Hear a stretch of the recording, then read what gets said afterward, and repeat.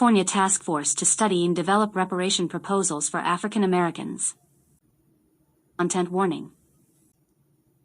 It contains discussions of racial discrimination, sexual assault, torture, lynching, and other forms of extreme violence. Contains unedited historical quotations and photographs of white supremacist hatred, torture, lynching, autopsy, and other forms of graphic violence. IV Trial and Sentencing.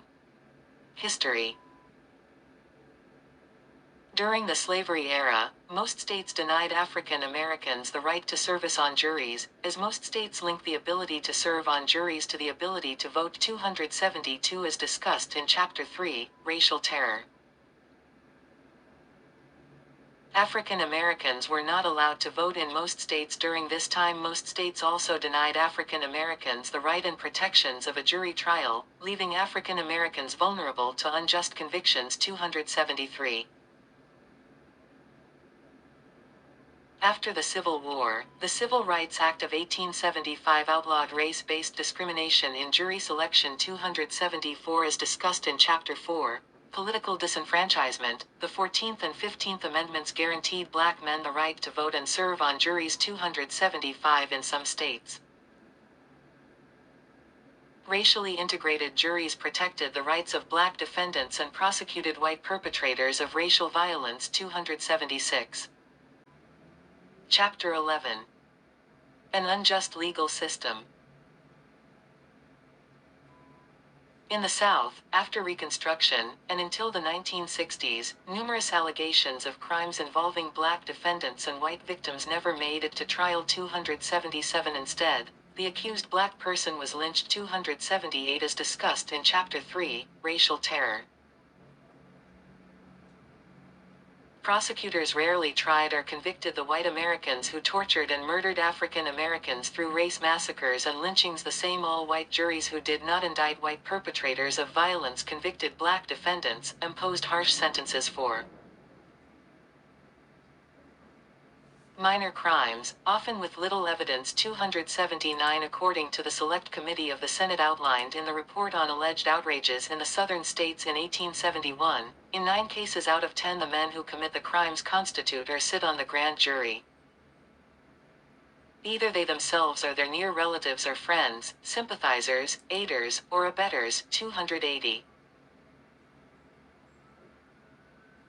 The U.S. Supreme Court did not decide until 1935 that excluding African Americans from juries because of race was unconstitutional. 281 in Norris v. Alabama, 8 black teenagers were convicted by an all-white jury and sentenced to death for the rape of 2 white women in Scottsboro, Alabama. Despite overwhelming evidence of their innocence. 282 no black person had served on a jury in Scottsboro in living memory. 283. After Norris v. Alabama, many jurisdictions continued to exclude African Americans from jurors by using preemptory strikes or other pretexts. 284. Systemic bias today. Today, systemic problems in the criminal justice system continue to discriminate against African Americans. Courts throughout the country have and continue to be underfunded, which can result in barriers in accessing justice, such as case delays. 285 Although courts in California are now required to take into account an individual's ability to pay when setting bail, 286 in other parts of the country wealthy defendants can essentially purchase their pre-trial freedom through the cash bail system, whereas low-income defendants might suffer additional harsh consequences solely because of their inability to pay. This occurs despite 3 waves of attempts to reform the cash bail system nationwide. 287 as discussed in the civil legal system discussion of this chapter. Lack of diversity in the legal profession may also exacerbate the discrimination African Americans face in the criminal justice system. 288 Scholars argue that racial bias against black defendants results in discriminatory choices by prosecutors, who make important decisions in the criminal justice system. 289 Although empirical evidence exists of such bias only seems to exist in certain types of crimes. 290. Discrimination against African Americans in the criminal justice system not only results from racial biases in police, but also in witnesses and jurors. One study showed that when witnesses knew that the perpetrators were black, witnesses who claimed to not be racially biased were more likely to incorrectly identify the perpetrator than witnesses who stated they were racially prejudiced. 291 Lack of diversity on juries continues to be a nationwide problem. 292 A study in North Carolina showing that qualified black jurors were struck from juries at more than twice the rate of qualified white jurors. 293 scholars have identified the following as factors contributing to underrepresentation on juries: racial discrimination in jury selection, socioeconomic barriers preventing participation by African Americans, judicial discrimination that allows racially demarcated jury representation, and institutional racism and bureaucratic discrimination in perpetuating judicial inequality. 294.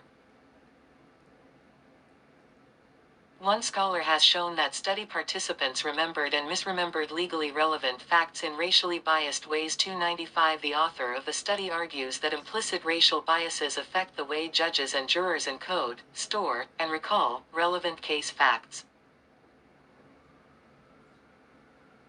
which leads to the conclusion that implicit memory biases operate in legal decision-making. 296 A lack of jury diversity can also harm African Americans in family courts and the child welfare system, which the Chapter 8, Pathologizing the Black Family, discusses in more detail.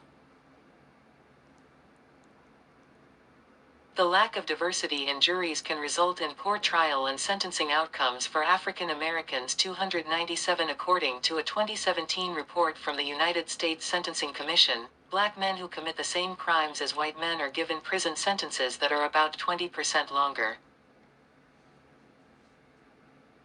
even after controlling for prior criminal history. 298 African Americans are more likely than white Americans to be serving sentences of life, life without parole, or sentences of 50 years or more. 299. A study showed that when witnesses knew that the perpetrators were black, witnesses who claimed to not be racially biased were more likely to incorrectly identify the perpetrator than witnesses who stated they were racially prejudiced. 383. Chapter 11. An unjust legal system. Capital punishment. As discussed in Chapter 3, Racial Terror, advocates have argued that capital punishment is the modern-day, legal equivalent of lynching. The U.S. Supreme Court has acknowledged that the death penalty has a discriminatory effect on African Americans in Furman v. Georgia. U.S. Supreme Court Justice William Douglas noted that there is evidence of racial discrimination in the imposition of the death penalty. 300 And that an African American would be more likely to get the death penalty when convicted for rape when compared to a white American. 301 Regardless, the Supreme Court still decided that the death penalty is constitutional in some circumstances. 302 Currently, 27 states have the death penalty while 23 states and the District of Columbia do not. 303 states, such as California, currently have a gubernatorial moratorium on executions. 304.